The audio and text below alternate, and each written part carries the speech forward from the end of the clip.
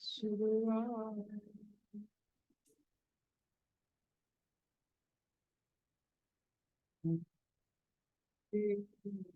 शुरुआत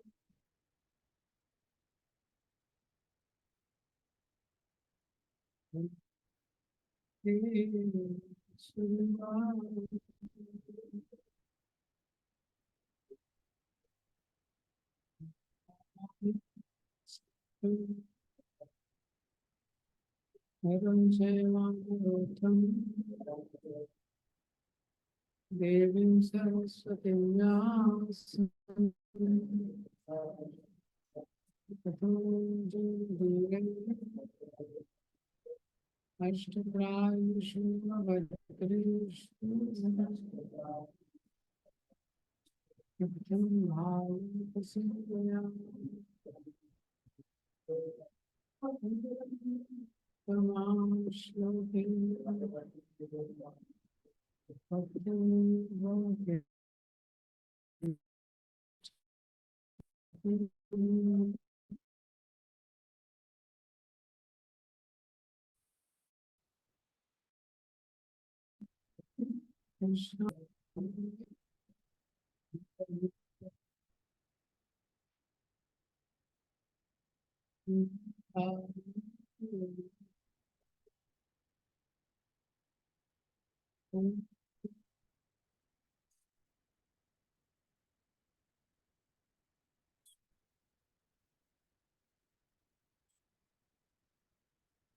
कृष्ण श्री साधुवंदे स्वयं वंदे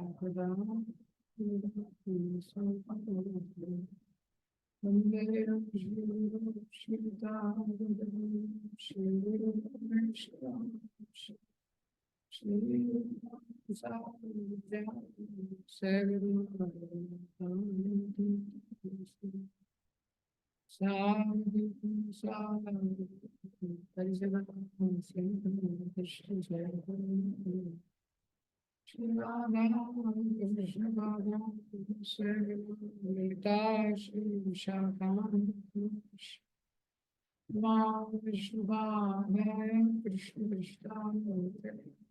श्रीमते भक्ति वेदांत स्वामी नमस्ते सरस्वते देवे गौरवाणी प्रसारिणे निर्विशेषा शून्यवादी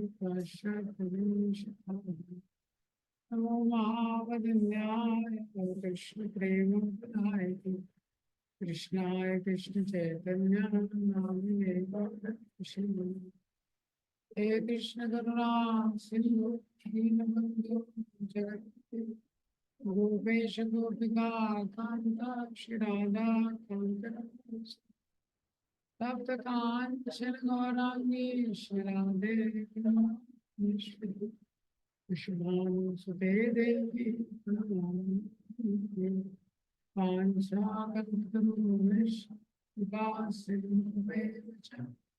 पतितानां पावनेभ्यो वैष्णवेभ्यो हे श्री कृष्ण चैतन्य प्रभु नित्यानंद श्री अद्वैत गदाधर शिवासादि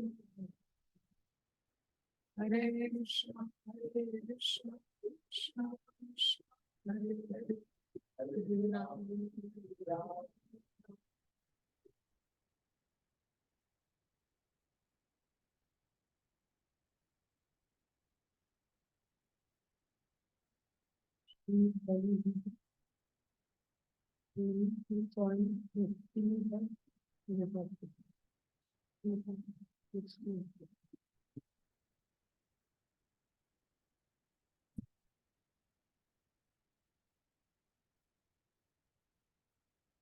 थर्ड चैप्टर में जिसका एक दूसरा सेक्शन तो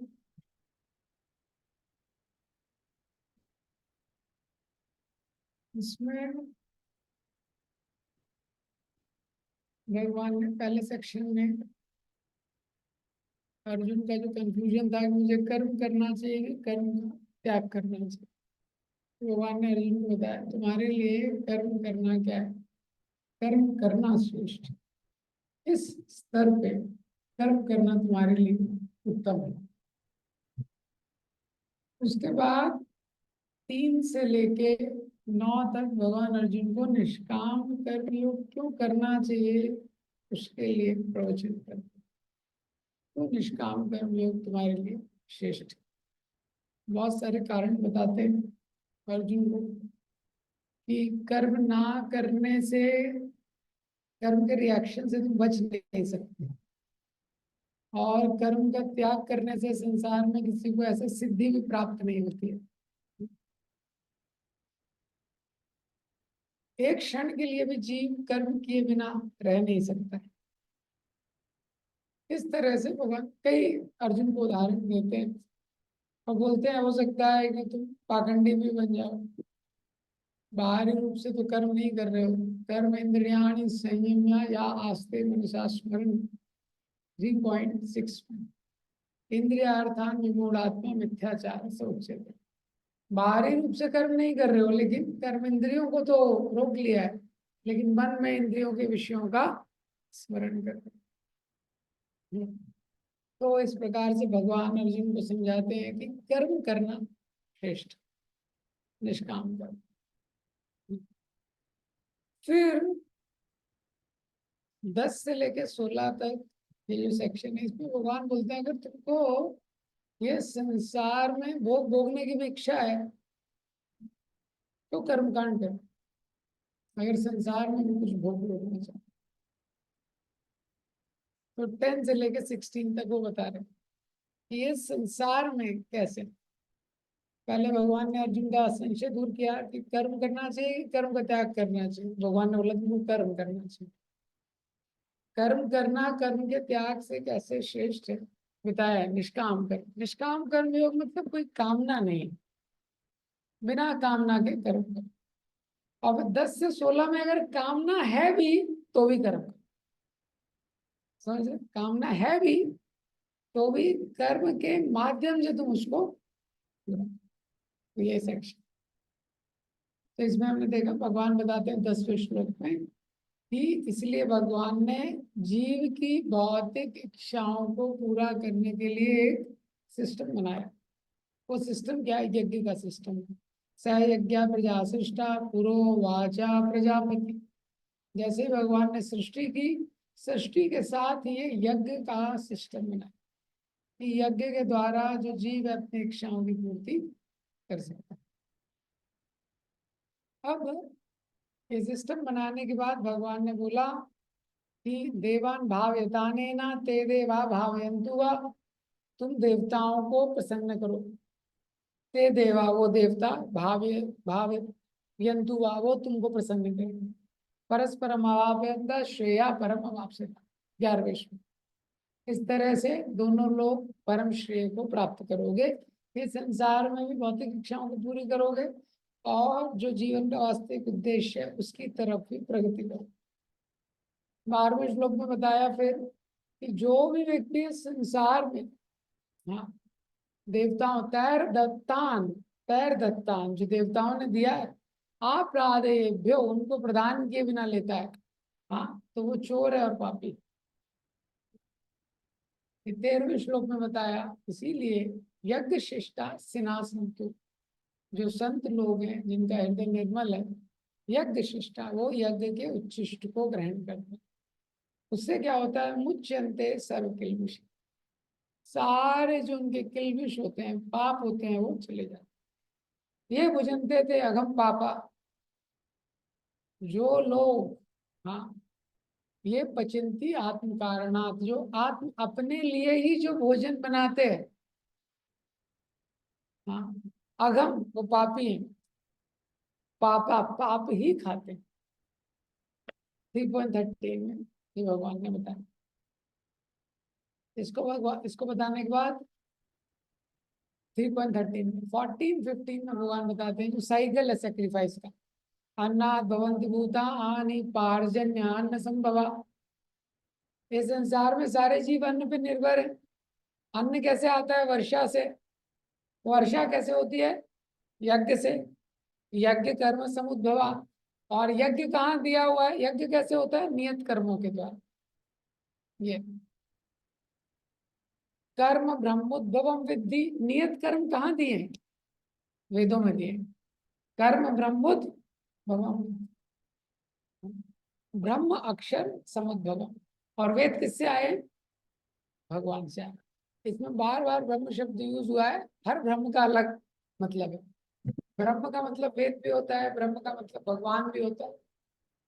तो ये भगवान ने 3.15, 3.14 और 15 में साइकिल ऑफ सेक्रीफाइस, ये जो साइकिल है इसका एक कम करो दोनों का स्पीड।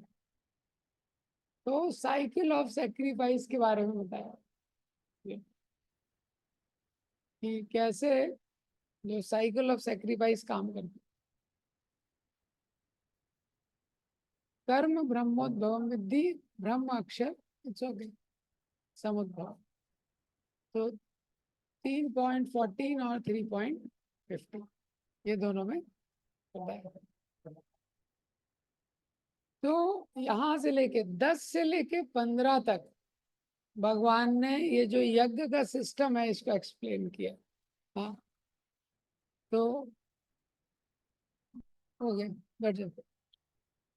3.10 में क्या बताया है कि सृष्टि के शुरुआत से भगवान ने यज्ञ की सृष्टि। हाँ, यज्ञ की सृष्टि क्यों की? ताकि जीव की इच्छाएं पूरी हो सके, इष्टान भोगान वो दे।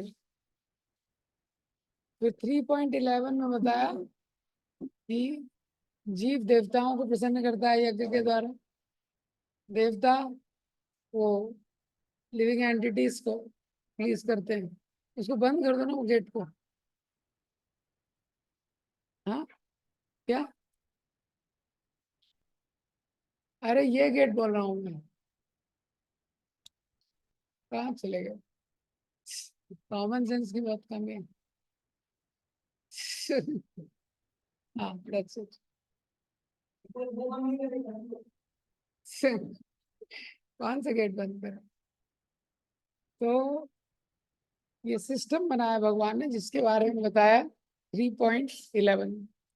3.12 में बताया इसीलिए हमको देवताओं के प्रति जिनसे भी जो प्राप्त हो रहा है वो कृतज्ञ रहना चाहिए। तो जो वो प्रदान कर रहे हैं वो उनको वापस हमको देना चाहिए। 3.13 में बताया इसीलिए सबको भोग लगा के, भोग लगाए बिना, भगवान को अर्पण के बिना जो खाता है वो पाप ही खाता है। उसके बाद 3.14 और 15 में भगवान ने साइकिल बताई, भगवान ने पूरा सिस्टम क्रिएट किया। हाँ, तो कल मैंने आपको ये उदाहरण दिया था कि जैसे माता पिता होते हैं बच्चों के लिए बहुत चिंतित रहते हैं। बच्चा क्या है वो रिबेलियन भी करते फिर भी पिता उसके लिए अरेंजमेंट करता है। तो हम लोग ये सब संसार में जो जीव है वो कौन है? रिबेलियस सोल, भगवान से विद्रोह करके आए हैं, फिर भी भगवान अरेंजमेंट करते हैं। तो भगवान ने पूरा साइकिल बनाया हो।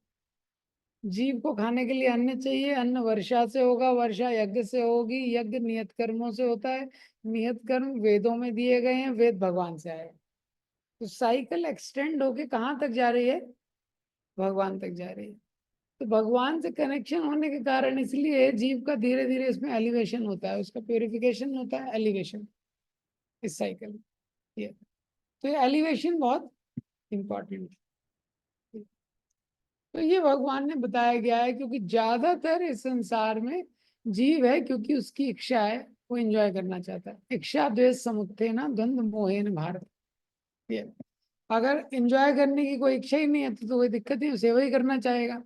और पूरा केवल सेवा में ही लगा है, भगवान बोलेंगे अरे यहाँ क्या कर रहा है, इसको आध्यात्मिक जगत में बुलाओ, यहाँ तो फिट नहीं हो रहा है ना वो मटेरियल वर्ल्ड में, तो उसको स्पिरिचुअल वर्ल्ड, स्पिरिचुअल बॉडी देनी पड़ेगी। लेकिन हम लोग फिट हो जा रहे हैं मटेरियल वर्ल्ड में क्योंकि मटेरियल डिजायर बहुत ज्यादा है। तो भगवान देख रहे हैं कि मटेरियल डिजायर धीरे धीरे प्यूरिफाई कैसे, उसके लिए यज्ञ का सिस्टम, यज्ञ का सिस्टम भगवान ने दिया। यज्ञ के सिस्टम जो भगवान ने, कल हमने चर्चा किया था, जो भगवान ने एक नियम बनाया है, एक विधि बनाई है, प्रकृति की विधि के उसको उसका ट्रांसग्रेशन करके, उसका अतिक्रमण करके जब जीव भोग करना चाहता है तो भोग भी नहीं कर पाता, दुखी हो जाता है। हाँ, जैसे हम लोग खेती कर रहे हैं, अलग अलग प्रकार की चीजें कर रहे हैं, क्या अतिक्रमण करके। भगवान ने सिस्टम बनाया है कि तुम यहाँ भी कैसे सुखी रह सकते हो, उसका भी एक सिस्टम है एटलीस्ट मटेरियल लेवल पे। लेकिन उसका अतिक्रमण करता है तो भौतिक रूप से भी दुखी रहता है और आध्यात्मिक रूप से तो है ही। इसीलिए जो 16th श्लोक है अब इसमें कंक्लूड कर रहे हैं इसको। हाँ, एवं प्रवर्तितम चक्रम नानुवर्तयति हया अगायुरिन्द्रियारामो मोघम पार्थ सजीवति।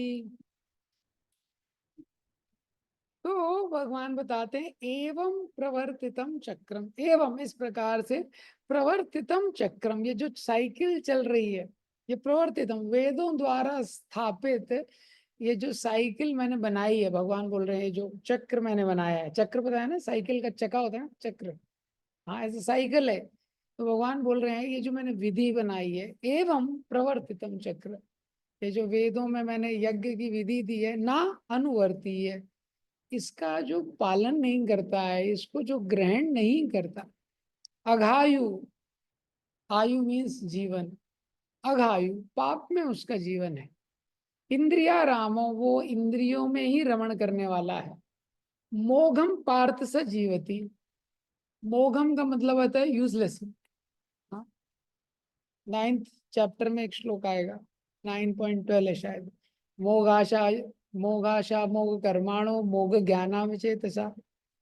हाँ, भगवान बताते हैं जो मुझे स्वीकार नहीं करता है भगवान के रूप में, मोघ आशा, सारी आशा वेस्ट हो जाती है, मोघ कर्माणो, सारे कर्म उसके व्यर्थ हो जाते हैं, मोघ आशा मोघ कर्माणो मोघ ज्ञाना, उसका सारा इज बैफल्ड, उसका ज्ञान वेस्ट हो जाता है। तो इसी तरह यहाँ पे शब्द आया है मोघम पार्थ स जीवती, मोघम मतलब यूजलेसली वेस्ट है उसका जीवन जो है, भगवान अर्जुन को बोले वृथा ही वो व्यक्ति जो है वो जीता है। हम्म। एवं प्रवर्तितम, प्रवर्तितम मतलब जो स्टैब्लिश किया गया है, ये जो चक्र है मेरे द्वारा इसको स्थापित किया है।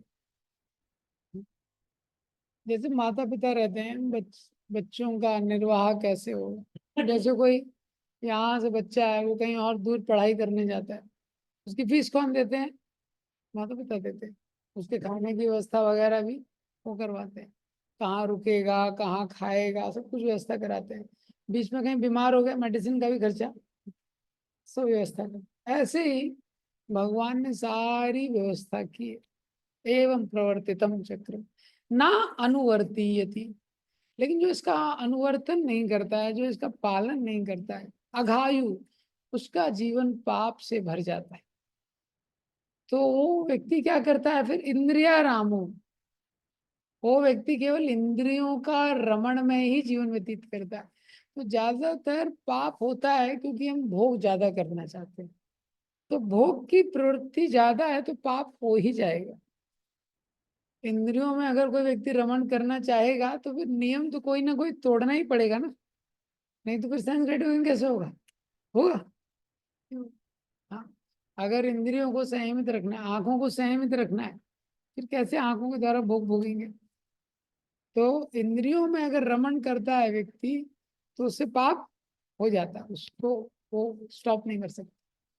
तो फिर ऐसे व्यक्ति के साथ क्या होता है, मोघम पार्थ स जीवती, उसका जीवन एकदम व्यर्थ हो जाता है, जीवन में पाप ही पाप भरा हुआ है, इंद्रिया रामो, केवल इंद्रिय तृप्ति के लिए जो व्यक्ति जीवन जीता है।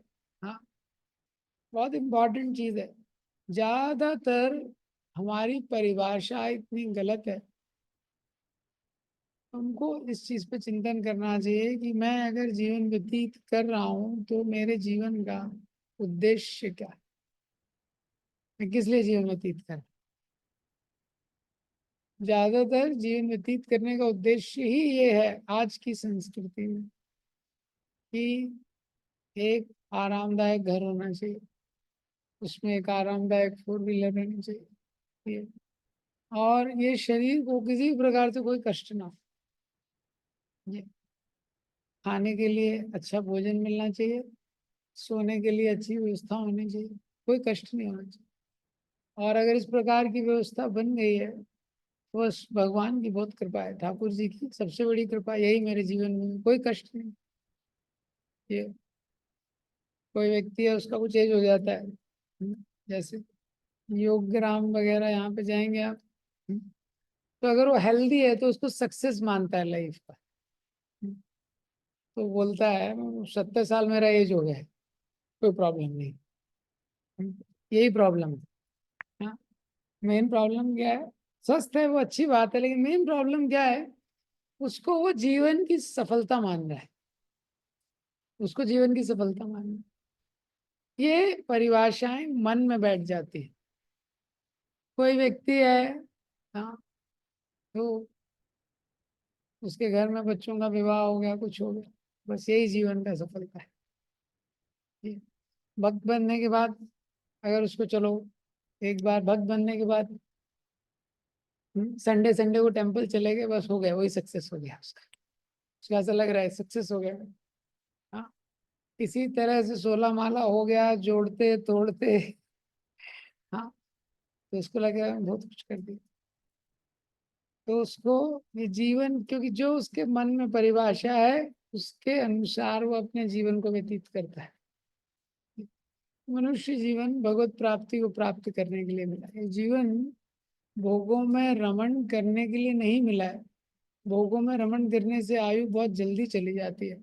आयु हरति वया पुंसाम, हरति हरण हो जाता है ये। हाँ, बहुत जल्दी समय भोगों में कैसे व्यतीत होता है पता ही नहीं चलता। हाँ, वर्षम पूर्ण सहस्त्रम में जयति महाराज बोलते हैं 100 वर्ष, 1000 वर्ष निकल गए उनके भोग करने में, पता ही नहीं चला, ऐसे चला जाता। तो ये श्लोक में बताया जा रहा है, अगर कोई ये यज्ञ की विधि का पालन नहीं करता है, तो अगर भोग भी करना है तो कम से कम शास्त्र के अनुसार कीजिए। शास्त्र की मर्यादा का पालन नहीं करेंगे तो भोग क्या है, पाप में बदल जाएगा। हाँ, तो जीवन पाप में बदलता जाएगा, व्यक्ति बंधता जाएगा, और बहुत उसके जीवन में बहुत टेंशन है। हाँ, इसलिए आप देखिए कोई भी व्यक्ति है संसार में, भी कोई धनी व्यक्ति है, सक्सेसफुल व्यक्ति है, संपन्न व्यक्ति है, लेकिन अगर वो भगवान की भक्ति में नहीं लगा है, सबके साथ दुखी रहता है। सारी सफलता के साथ, सारी संपन्नता के साथ, सबके साथ किस में रहता है वो? दुख में रहता है। इसलिए ये जीवन में उसको क्या करना है उसको सोचना चाहिए। भगवान ने सिस्टम बनाया है जिससे व्यक्ति प्योरीफाई होगा। धीरे हो तेज हो, ये उसके ऊपर। हाँ, तो इसीलिए बोले उसका जीवन पाप से भर जाता है। पाप यानी सिन। संसार में जिसको पाप बोलते हैं, जो पापी लोग होते हैं, जैसे जेल बनाया जाता है, यहाँ पे भी एक है ना जेल रोड, हाँ, गोरखपुर में। तो जो जेल बनाया जाता है वो क्रिमिनल्स के लिए रहता है। लेकिन जरूरी नहीं है जो क्राइम, गवर्नमेंट जिसको क्राइम बोलती है वही केवल पाप में आता है। हो सकता है पाप में और भी चीजें आती हैं। हाँ, ये तो कुछ कंट्रीज में जाएंगे वहां तो कृष्णा कॉन्शियसनेस का प्रचार करना भी पाप है। हाँ, तो वो उनके अनुसार पाप है, लेकिन शास्त्र के अनुसार पाप नहीं है। जेल में डाला है ना भक्तों को, कितनी जगह जेल में डाला है। तो क्राइम मतलब जो लीगली रॉन्ग है। हाँ, लेकिन सिन मतलब वो रिलीजियसली रॉन्ग है, वो शास्त्र के अनुसार रॉन्ग। तो क्राइम और सिन में क्या होता है, थोड़ा भेद होता है।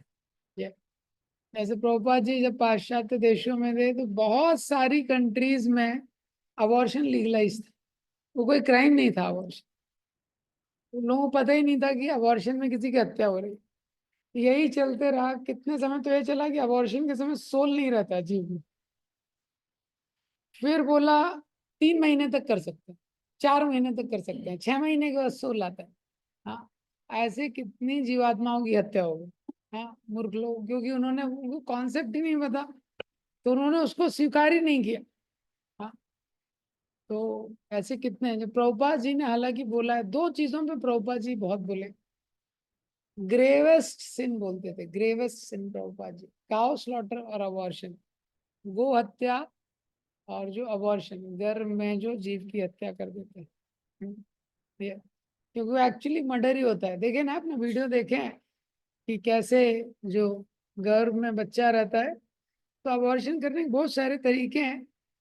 तो लेकिन जब वो अबॉर्शन करते हैं तो क्या होता है, उसमें कुछ तो एक अ, पदार्थ क्लैंप की तरह, जैसे कौन क्या होता है, जैसे टिश्यू निकालते हैं ना जब कैंसर की बायोप्सी कुछ बोलते हैं, तो अंदर से टिश्यू निकालते हैं कुछ डाल के। हाँ, ऐसी अबॉर्शन में वो एक ऑब्जेक्ट डालते हैं गर्भ में, क्लैंप की तरह होता है, क्लैंप जिससे कुछ पकड़ते हैं ना, ऐसे पिंचिस रहता है जैसे कुछ क्लैंप पकड़ते हैं, ऐसा कुछ ऑब्जेक्ट उसको गर्भ में डाला जाता है। तो जो बच्चा रहता है बहुत असहाय रहता है गर्भ के अंदर, फिर भी वो समझ जाता है कोई तो आतंकवादी आ रहा है मुझे पकड़ने के लिए। तो वो थोड़ा प्रयास करता है, गर्भ में ही एक से दूसरी जगह जाता है। फिर जो डॉक्टर है, हाँ वो डॉक्टर जिसको डॉक्टर बोल रहे हैं, वो फिर जो अबॉर्शनिस्ट रहता है वो क्लैंप को उसी डायरेक्शन में घुमाता है। हाँ, वो बच्चा प्रयास करता है, वो जीव उसके अंदर जो बचने का प्रयास करता है छोटी सी जगह पे, वो छोटा सा चाइल्ड, लेकिन फाइनली उसको पकड़ लेता है। हाँ, वो बोलते हैं, ज्यादातर डॉक्टर क्या उसका नेक पकड़ते बच्चे, उस पे वो क्लैंप डाल। वो इतना कोमल उसका शरीर रहता है बच्चे का, गर्भ में उसको क्रश कर देता है, बार बार उसको दबा के क्रश कर देता है। वो जो क्लैंप होता है वो बहुत शार्प होता है। ये फिर उसके अलग अलग जो अंग होते हैं, अंग भंग पूरा उसका मर्डर वैसे उसका कर देता है। और उसका फिर एंड में उसका जो सर होता है उसको क्रश कर देता है। तो अबॉर्शन मर्डर ही है। इसलिए कुछ लोगों को सोनोग्राफी वगैरह में जब कुछ दिखाया जाता है तो कुछ माताएं मना कर देती है, उसमें उनको समझ आता है। तो प्रभुपाद जी ने अबॉर्शन इस पे बहुत बोला है। तो भगवान ये बता रहे हैं कि अगर व्यक्ति सेंस ग्रेटिफिकेशन करता है, लेकिन इंद्रियों में रमण करता है, लेकिन शास्त्रों का ध्यान नहीं देता है, मतलब जो नियम बनाए गए हैं इंद्रिय तृप्ति करने के लिए उसका पालन नहीं करता है, उसका जीवन पापों से भर जाता है। तो वो अपने लिए कौन से भविष्य की तैयारी कर रहा है उसको पता भी नहीं है। तो ज्यादातर आप आज की डेट में देखेंगे किसी को पता ही नहीं है शास्त्र क्या है क्या नहीं है, पता ही नहीं। ऐसी भी थ्योरी है कि पूरा संसार किससे आया है, एटम से आया है।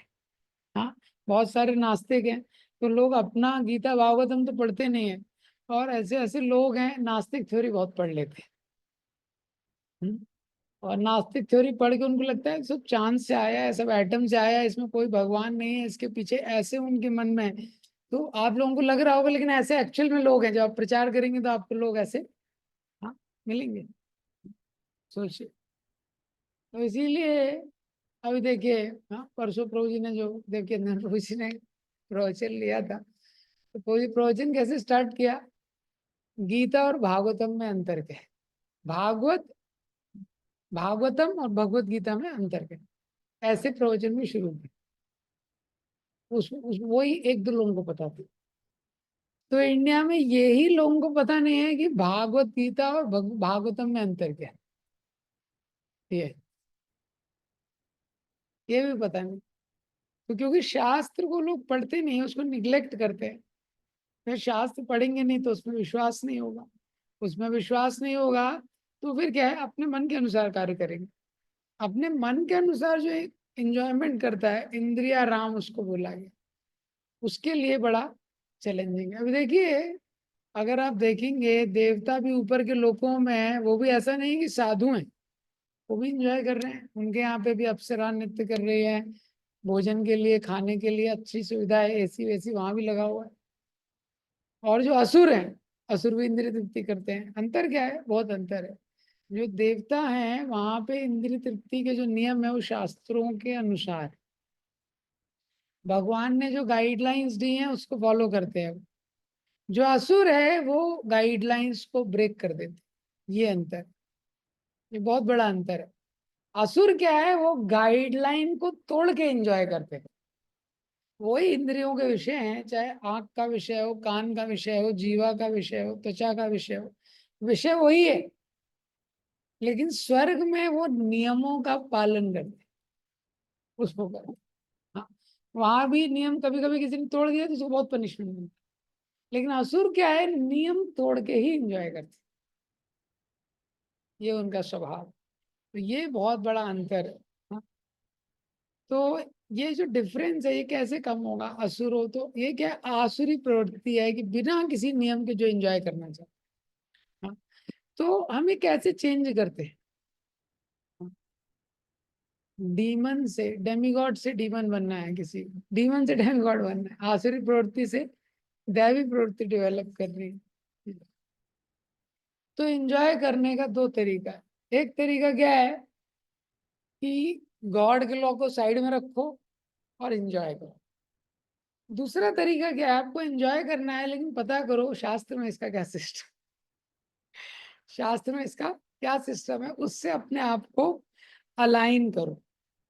इससे अपने आप को क्या है? अलाइन करो। ये दूसरा तरीका अच्छा है, ये देवता अपनाते। और असुर क्या है? पहला तरीका अपना। कोई, मैंने जैसे आपको बताया, कोई भी तरीका है। हाँ, जैसे भगवान ने विधि दी है, यज्ञ करो, जो प्राकृतिक सिस्टम है। कोई पहले कृषि करता था बैलों के द्वारा, गो रक्षा करता था, जो पहले किसान होते थे। बैल चले गए, ट्रैक्टर आ गए। हाँ, तो एक ट्रैक्टर है, हाँ, 15-20 बैलों का काम कर रहा है। एक आदमी चला रहा है, पहले 10 लोग इंगेज थे, अब एक आदमी इंगेज है। 9 लोग मोबाइल देख रहे हैं, तो उनका लाइफ भी खराब हो रहा है। और वो जो एक पर्सनल कनेक्शन था वो हट गया। जो नेचुरल है वो केमिकल से नहीं हो सकता। हाँ, केमिकल डालो, इंजेक्शन लाओ, ये सारा सिस्टम। हाँ, पहले लोग जैसे गौ सेवा करते थे, गायों को पालते थे, सेवा करते थे, गाय से जो दूध प्राप्त होता था उससे उनका लाइफस्टाइल चलता था। लेकिन क्या है, रिलेशन था एक, तो उसमें सेवा भी इन्वॉल्व थी। तो सेवा इन्वॉल्व थी तो हृदय भी पवित्र होता था। ये ऐसा है। और जो उनको जीवन यापन करने के लिए चाहिए वो आवश्यकताएं पूरी होती थी। अब ट्रैक्टर की कोई सेवा है? हम्म, कोई सेवा नहीं, कोई पर्सनल नहीं है। ऐसा, तो क्या हृदय पवित्र नहीं होता। और वो केवल मटेरियल प्रोडक्शन हो गया। हाँ, बहुत सारे डेयरीज में भी जाएंगे, मटेरियल देंगे। गायों का मिल्क निकालने के लिए मशीन लगाते हैं, मशीन लगाते हैं, गायों के अडर से खून आने लगता है, तब तक निकालती है मशीन। हाँ, तो डेयरी का भी उस ऐसे डेयरी का भी मिल्क आ रहा है तो उसमें देखो कितना रिस्क। वो मशीन तब तक निकालती है, वो खून आने लगता है।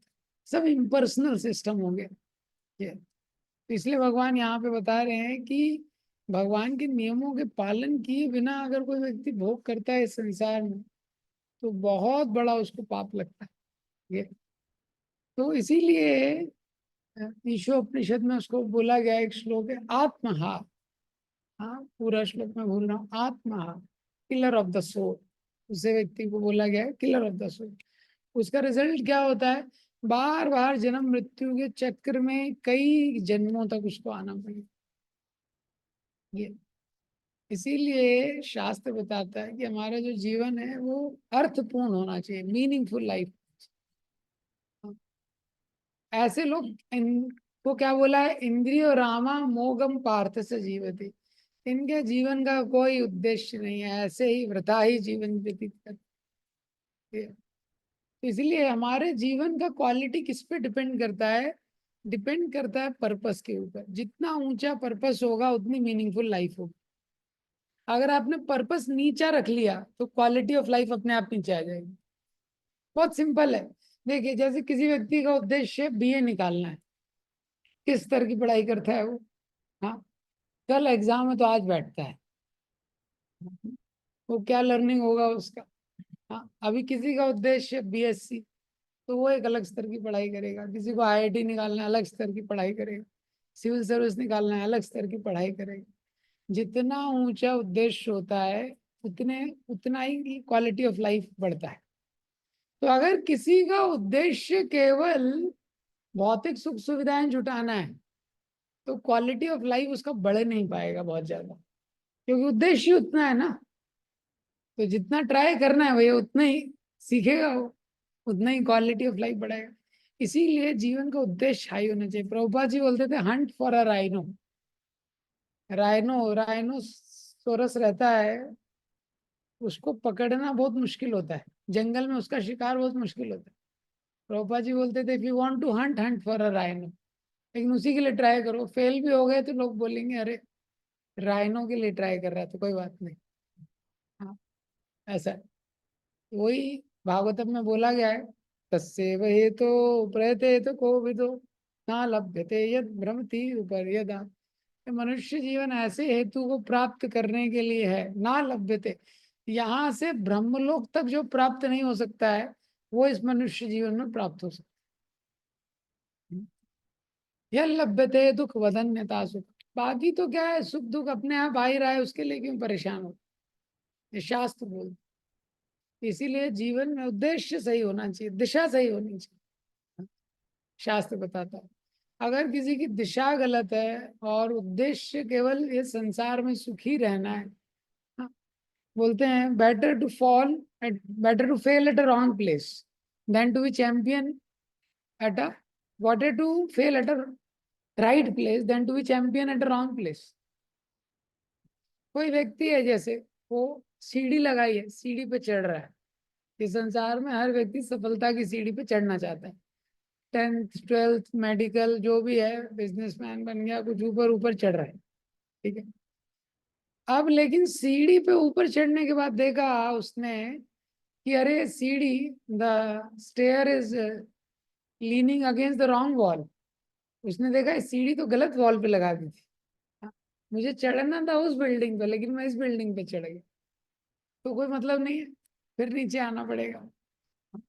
इसी तरह ये शास्त्र में बताया गया है कि इसलिए व्यक्ति का उद्देश्य क्लियर होना चाहिए, डायरेक्शन क्लियर होना चाहिए, उस दिशा में उसको प्रयास करना अच्छा है। तो उस दिशा में थोड़ा भी सक्सेस होगा तो वो इफेक्टिव होगा। प्रभुपाद जी ने ये तात्पर्य में बताया हुआ है कि देखिए पहली लाइन में ही प्रभुपाद जी ने लिखा है, कठोर परिश्रम करो और इंद्रिय तृप्ति का आनंद लो। इस सांसारिक विचारधारा का तिरस्कार किया गया है। इस संसार में लोग क्या सोचते हैं, बहुत मेहनत करना है, बहुत मेहनत करना है, इतना मेहनत करना है। मिला था अभी एक व्यक्ति, शशि प्रभु नहीं है, इनका ही मित्र था। हाँ, तो उनको लगता है कि इतना मेहनत करना है, बहुत पैसा कमा लेना है, बस हो जाएगा। नहीं, ये गलत है, डायरेक्शन ही गलत है उसका। हाँ, तो यज्ञ का सिस्टम इसलिए बनाया गया है ताकि इंद्रिय तृप्ति करते हुए भी धीरे धीरे इच्छाएं कम हो और वो अटके ना। ये इसीलिए जब धर्म अर्थ है, पहले धर्म है, उसके बाद अर्थ है, फिर काम है, फिर मोक्ष है। तो काम के बाद मोक्ष कैसे आ गया, प्रश्न है। हाँ, क्योंकि शुरुआत धर्म से हुई है, वो अर्थ भी कैसे कर रहा है, धर्म से प्राप्त कर रहा है। धर्म से जब अर्थ को प्राप्त कर रहा है, फिर वो जो अर्थ है उसका कुछ भाग काम में लगा रहा है, तो काम धीरे धीरे कम होगा और मोक्ष को प्रदान कर सके, इतना एंटेंगल नहीं होगा वो इसमें, ये बताया जा रहा है। हाँ, नहीं तो वो अटकते जाएगा। ये सिद्धांत है इस संसार में। तो सैक्रिफाइस का प्रिंसिपल है जो हर जगह आता है। तो ये संसार में लोगों को लगता है कि जितना हम लोग परिश्रम करेंगे इंजॉय करने के लिए, उतना एंजॉय करेंगे, ये सिद्धांत है। जितना परिश्रम करेंगे धर्म का पालन करने के लिए और यज्ञ के लिए, यज्ञ रूपी धर्म, यज्ञ धर्म का पालन करने के लिए, यज्ञ रूपी कर्म करने के लिए, उतना व्यक्ति संतुष्ट हो। ये सिद्धांत है, थोड़ा अंतर है। परिश्रम व्यक्ति को दोनों जगह करना पड़ेगा, लेकिन दोनों में थोड़ा डायरेक्शन का क्या है, अंतर है। जैसे देखिए, इसका एक एग्जांपल देता हूँ। आज की डेट में जैसे रिलेशनशिप्स, देखिए रिलेशनशिप इतना वीक है क्योंकि संबंध की परिभाषा क्या है, प्रेम की परिभाषा क्या है आज की डेट में लोगों की, उसमें वो कुछ त्याग नहीं करना चाहते। जहाँ प्रेम का संबंध है, जहाँ पे प्रेम का संबंध, तो उनका उनका अंडरस्टैंडिंग क्या है कि जब तक मेरे अकॉर्डिंग दूसरा व्यक्ति कर रहा है, as long as he makes me feel good, हाँ, बस मुझे अच्छा लगना चाहिए, मेरी मेरी इंद्रियों के अनुकूल, मन के अनुकूल काम कर रहा है, तो वो बोलेंगे आई लव यू, तब तक बोलेंगे ये। लेकिन क्या है, क्योंकि ये परिभाषा गलत है, परिभाषा गलत है, तो इसमें क्या है, कोई व्यक्ति एक दूसरे के लिए त्याग नहीं कर रहा है, तो संबंध कैसा होता है, सुपरफिशियल हो जाता है। और जैसे अगर ब्रिज कमजोर है तो जैसे झटका लगेगा तो टूट जाएगा। ये लेकिन दूसरा तरीके का जो प्रेम की परिभाषा है, जिसमें क्या है, त्याग इन्वॉल्व, जिसमें एक्चुअली प्रहलाद महाराज ने नरसिंह देव को बोला है कि who is a real servant, who is a real master. तो सही परिभाषा में व्यक्ति को जो भी आवश्यक है, whatever is needed, whatever is actually good for our relationship, even if it does not feel, तो उसमें क्या एक त्याग है। तो पहले की परिभाषा थी, प्रहलाद महाराज ने हिरण्यकशिपु से प्रार्थना में बताया, who is the real servant, who is the real master. ये तो प्रभुपाद जी ये सिद्धांत यहाँ पे बता रहे हैं। हाँ, ये सिद्धांत कि अगर हम लोग पर्पस के लिए, तो क्या होता है, हर जीव जो होता है उसके लाइफ में टेंशन रहता है, उसको चूज करना हो। तो अगर कोई व्यक्ति अपने जीवन में प्लेजर को गोल बनाता है, लाइफ गलत हो जाती है, और वो प्लेजर को भी प्राप्त नहीं करता है। सुख को जिसने उद्देश्य बना लिया तो सुख को प्राप्त नहीं कर पाता है। इसीलिए उद्देश्य बनाना चाहिए पर्पस को। हाँ? तो देखिए, प्लेजर का कनेक्शन माइंड से है। मन में बहुत सारी भौतिक वासनाएं हैं, पहले के बहुत सारे विचार हैं, कैसे एंजॉय करना है, क्या करना है, ये सब कहाँ छिपा हुआ है, कहाँ ये सब चल रहा है, मन में चल रहा है। ठीक है, लेकिन पर्पस क्या है, इंटेलिजेंस डिसाइड करती है। बुद्धि के हिसाब से हम निश्चित करते हैं कि मेरा क्या उद्देश्य है। इसीलिए जब व्यक्ति शास्त्र का आश्रय लेगा, शास्त्र का, तो क्या बुद्धि स्ट्रांग होगी। जब बुद्धि स्ट्रांग होगी तो थोड़ा बहुत वो क्या है, प्लेजर को नीचे रख सकता है। तो अगर क्या है, कोई शास्त्र का आश्रय, गुरु साधु शास्त्र का आश्रय नहीं ले रहा है जीवन में, खुद डिसाइड कर रहा है, तो अपने आप ये ऊपर आ जाए प्लेजर। जैसे ही प्लेजर उसके लाइफ में ऊपर आ गया, हाँ, तो धीरे धीरे लाइफ में मिस्टेक होने लगती है, धीरे धीरे लाइफ में गलती हो सकती है, पाप भी हो सकता है। ये तो इसके लिए ये श्लोक यहाँ पे बेसिकली जो 16 श्लोक है, 10 से 15 तक भगवान ने बताया यज्ञ करो। 16 श्लोक में बताया नहीं करोगे तो क्या होगा, ये 16 श्लोक में बताया, कन्विंस करने के लिए अर्जुन को यज्ञ करना चाहिए। हरे कृष्ण। इसका कोई कमेंट है, क्वेश्चन है?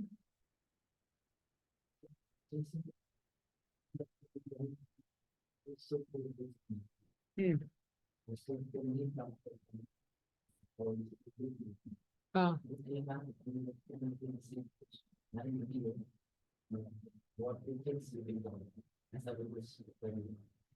ओके।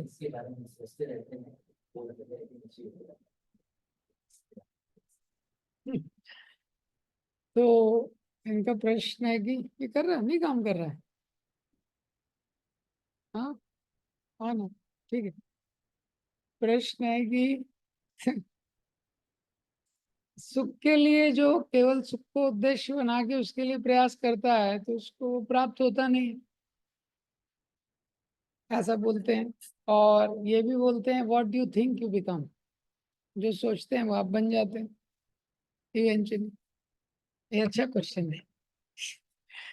तो भागवतम में तो एग्जाम्पल आता है, देखिए यहाँ यहाँ बात हो रही है इन जनरल, सुख दुख जो भौतिक स्तर पे है वो फिक्स है।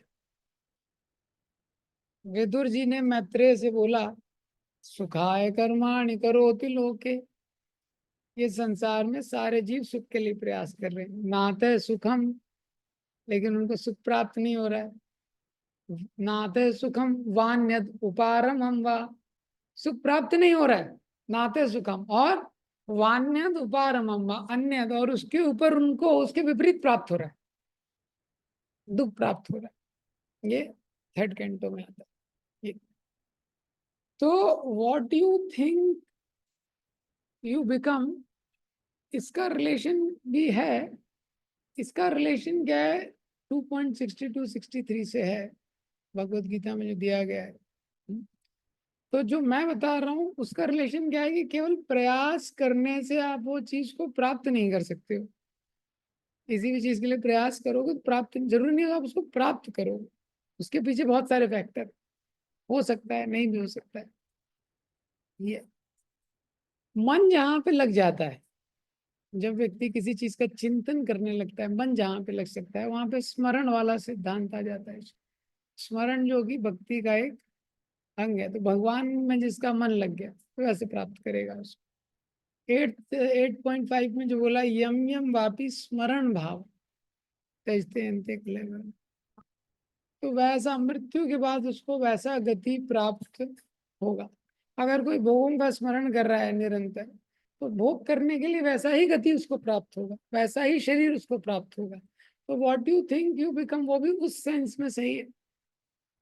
जैसा भगवान का चिंतन करेगा तो उसको वैसा शरीर प्राप्त होगा। ये तो अभी भोगों का चिंतन करेगा तो वैसा शरीर प्राप्त होगा उसको, जिसमें उस प्रकार के भोग किए जा सकते हैं। मनुष्य शरीर जो है ये इंद्रिय तृप्ति के लिए बहुत फिट नहीं है, बहुत फिट बॉडी नहीं है इंद्रिय तृप्ति करने के लिए। इसका बहुत लिमिटेशन है, आपका ईटिंग का लिमिटेशन है, मेटिंग का लिमिटेशन है, हर चीज का लिमिटेशन है। जो बाकी शरीर है उसमें व्यक्ति अच्छे से कर सकते, तो फिर वो उसको दिया जाएगा, what you think you become. ठीक है। यस, यस, यस माता जी। क्योंकि जैसे कि ज्यादातर हम लोगों ने इच्छा किया इस वजह से शरीर मिला, ओके, तो वो हमारी क्या इच्छा थी जिसकी वजह से शरीर मिला, वो प्रोसेस क्या है? वही तो प्रोसेस है भक्ति का। क्या होता है, जो किस इच्छा से हमको शरीर मिला। देखिए पहले कैसे आए उसका चर्चा एक अलग चर्चा है, जीव संसार में कैसे आया उसका अलग चर्चा है। सिद्धांत क्या है कि अभी मनुष्य शरीर के बाद पशुओं के शरीर में कोई विकल्प नहीं रहता, लेकिन मनुष्य के शरीर में अभी जो भी आप जिस तरह के कर्म करेंगे उसके अनुसार अगला शरीर मिलेगा। ऐसा है, जिस जिस लेवल का आप कर्म करेंगे वैसा आपको शरीर मिलेगा।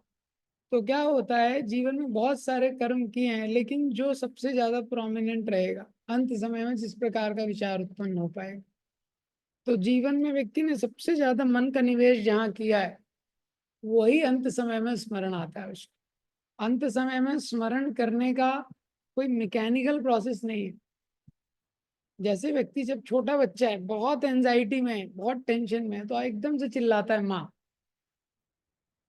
अब वो बहुत एंजाइटी में है, कोई पोएम नहीं गा सकता है प्लान करके भी, ऐसा होता है। इसीलिए 8.5 और 8.6 भगवत गीता, इसका तात्पर्य पढ़िए, पता चलेगा आपको। 8.5 और 8.6, ठीक है। यस, अनिता माता ji, you can ask. Hare Krishna, Prabhuji, Danat Pranam. So my question is with respect to the sins that you spoke, the gravest sins.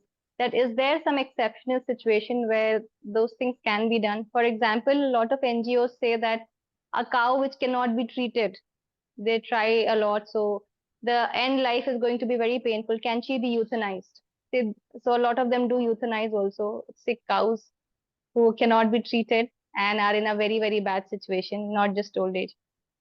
That one. And the other question is that, for example, a lot of times I see doctors telling, recommending patients that the child that you have conceived is going to be not normal or is going to be handicapped and with a lot of issues, mental and physical.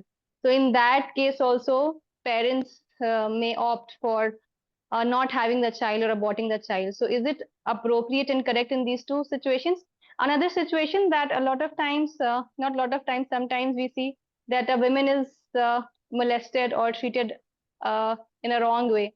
There also she ends up having a child. So in those cases, is it allowed or is it not allowed? What are the repercussions in both of the decisions? Exceptional cases में, जैसे suppose if the doctor says out of the child and mother I can save one, this is the exceptional case। मतलब अगर doctor बोलता है कि माँ या बच्चे में से एक ही बच सकता है, उस केस में पर्सन कैन डू। हैंडीकैप्ड अगर है तो भी क्या है, वो जीव है, तो उसमें तो उसको सिन लगेगा। हैंडीकैप्ड है या और भी कोई सिचुएशन है तो उसमें अबॉर्शन का सिन तो उसको लगेगा ही। ये कम लगेगा जो भी है, लेकिन उसको सिन तो लगेगा।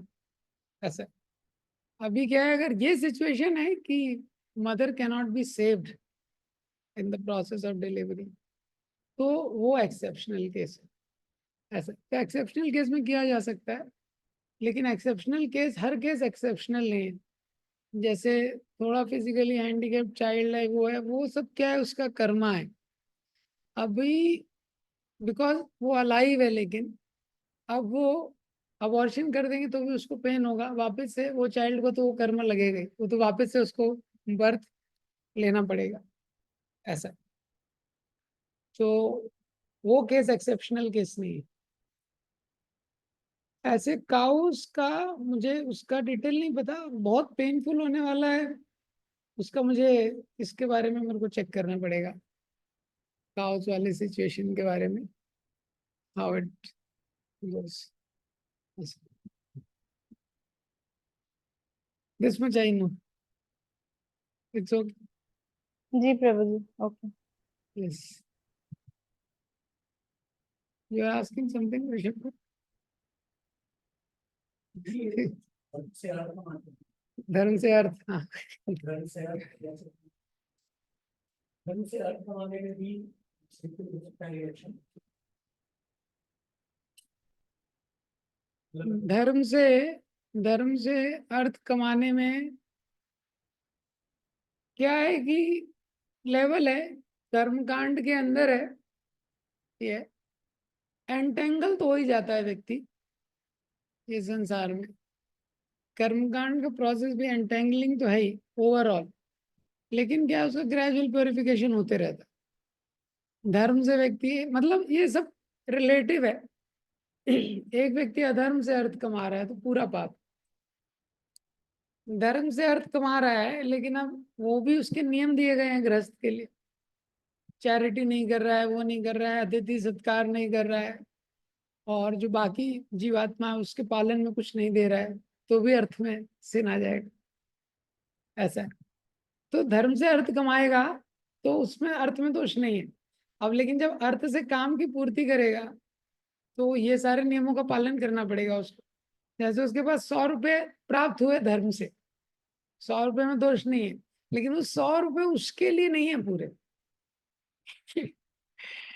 अब वो पूरे 100 रुपए उसने अपने लिए कर लिए, उसका उसका धर्म है ना, गृहस्थ का धर्म है दान देना, चैरिटी देना, बाकी जीवात्माओं का ध्यान रखना, ये तो उसका दोष है, उसका लग जाएगा।